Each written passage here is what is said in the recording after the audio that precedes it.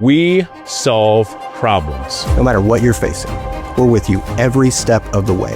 We know this community, we know the judges, and we know the law. At Burks & Ogle, we make your fight ours. Thanks for checking in. I'm meteorologist Mike Witcher. This is your evening weather update here on this August 9th, 2026. Sure hope you had a great weekend. Let's start you off first things first with the radar picture because we've got some pretty healthy thunderstorms still hanging out with us this evening.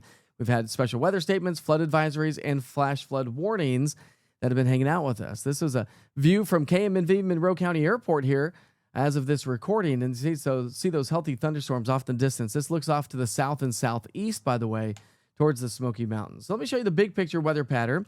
We've got a frontal boundaries to our north. Those aren't going to be affecting us, but you can see that upper level energy, how it spawned off the showers and thunderstorms. This is the energy that was moving its way across the state the entire weekend, and so that's what we're contending with here this evening. But the good news is that piece of energy moves its way on out. While there is some energy late in the day tomorrow, that's going to be settling its way on in. We just are going to lose a lot of moisture in the atmosphere, and so what showers and thunderstorms we see on Monday will definitely not have the rain, or rather be the rain-producing thunderstorms that we saw throughout the entire weekend. And we're losing that moisture source, the available moisture to precipitate out of the atmosphere. Now, with that said, because we've had some flash flood warnings, flood advisories, and some locally heavy rainfall through the day on Monday, the Weather Prediction Center has still issued a level 1 risk for some localized flooding and flash flooding concerns. So here's your futurecast: smooth sailing from sunrise through noon.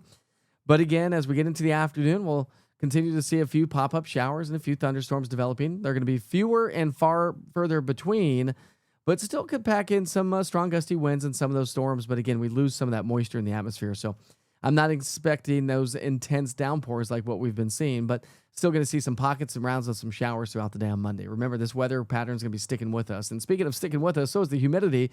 It's going to be incredibly muggy all week long, which ultimately leads to heat index values pushing the upper 90s to low 100s. And so we are going to be just shy of those heat advisory criteria throughout the entire week. So I'll only go to about a 30% chance of rain on Monday. We'll bump it up to a 40% on Tuesday. And then we set up a northwesterly flow in the atmosphere. And so I think Tuesday is the day we're going to have to watch. Wednesday and potentially Friday as well, as these upper level waves start to head our way. So you'll need to check back in to see how the timing of this plays out. If that ridge kind of settles in a little bit further to the east, maybe the trough doesn't build in as much. But either way, looking at a northwesterly flow throughout the week, which is ultimately going to bring in disturbances and increase our chances for showers and thunderstorms. Really, over the next 7 days, some of the heaviest rainfall could potentially be along the I-81 corridor from downtown Knoxville into the northern valley anyways, and even the northern Smokies. So that's something to kind of keep in mind here as we progress through the week. Heaviest rain could potentially be in upper East Tennessee.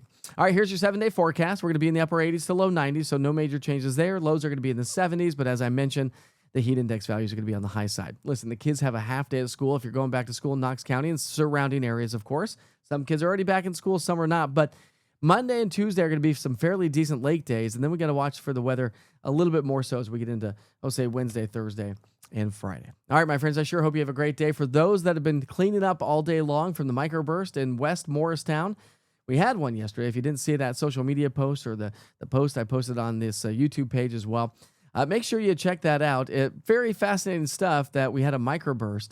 It's been a very active end to the summer season, hasn't it? July has been unusually active anyways.